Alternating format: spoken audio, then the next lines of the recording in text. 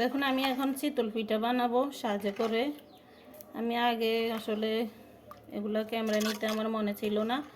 এখানে আমি আতপ চাউলের তাজা গুঁড়ি আজকে ভাঙাইছি, ওগুলা দিয়েছি, কলের তাজা পানি দিয়েছি এবং নারিকেল দিয়েছি। অনেক নারিকেল দিয়েছি, এই যে পরিমাণ মতো লবণ দিয়েছি। তো বানাবো, চলুন দেখুন। এখন আমি একটা একটা করে পিঠাগুলো সাজে দিব।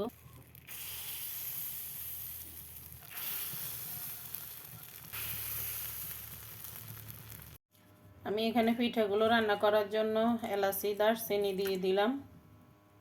দিয়ে দিব 500 মিলি গরুর দুধ।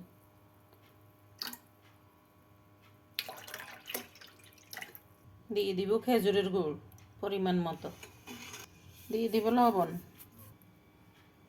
তা আমি গুড়গুলা মিক্স করে নিয়েছি। অনেক প্রচুর পরিমাণে গুড় লাগছে, এখানে প্রায় আধা কেজি 1 কেজির মতো গুড় দিয়েছি। এখন আমি এটা চুলায় বসায় রাখছি, এটার বলক আসুক। আর এইদিকে পিঠাগুলো একটু ক্লিন করব, যেহেতু এগুলো আমি তাওয়ায় করে বানাইছি, একটু কালো কালো থাকতে পারে। এই যে তো ক্লিন করে নিয়ে পরে আমি এগুলা ওই রসের মধ্যে দিয়ে দিব। দেখুন পিঠাগুলো ক্লিন করার পরে কত ফ্রেশ হয়ে গেছে। এখন ওই পানিগুলার, দুধের পানিগুলা যে আমি রস বসাইছি খেজুরের গুড় দিয়ে, ওগুলোর বলক আসুক, একটু জোশ হবে। জোশ হওয়ার পরে আমি এই পিঠাগুলো দিয়ে দিব। ততক্ষণ পর্যন্ত অপেক্ষা করুন।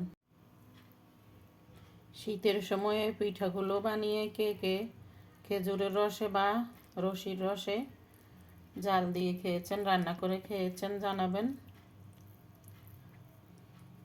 আমি আজকে বানাইছি, এগুলা রান্না করব।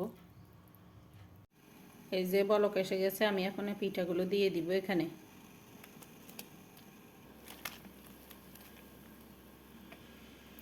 পিঠাগুলো এখানে সিদ্ধ হবে অনেকক্ষণ যাবত। এই যে এখানে নারকেল কোড়ানো লইছি, নারকেলটা দিয়ে দিব।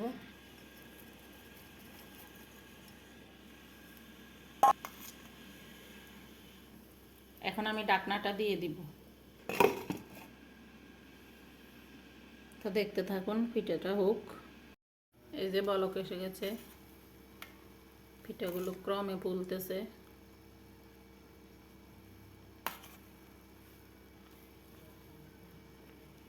খেজুরের গুড়ের কারণে মনে হয় এরকম পেনা উঠতেছে।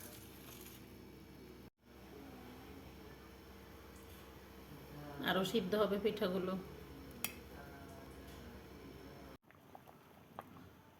তো অবশেষে আমার পিঠাগুলো রান্না হয়ে গেছে। এই যে অনেক ঘন হয়েছে রসগুলো। এগুলা নামিয়ে ঠান্ডা করার পরে আরো বসে যাবে। তো এই যে আমার পিঠাগুলো রান্না শেষ, এখন পরিবেশন করব আমরা। বড় প্লেটও নিয়েছি, ছোট প্লেটও নিয়েছি, যে যেটা খাবে সে সেটা নেবে। চলে আসুন, কে কে খাবেন।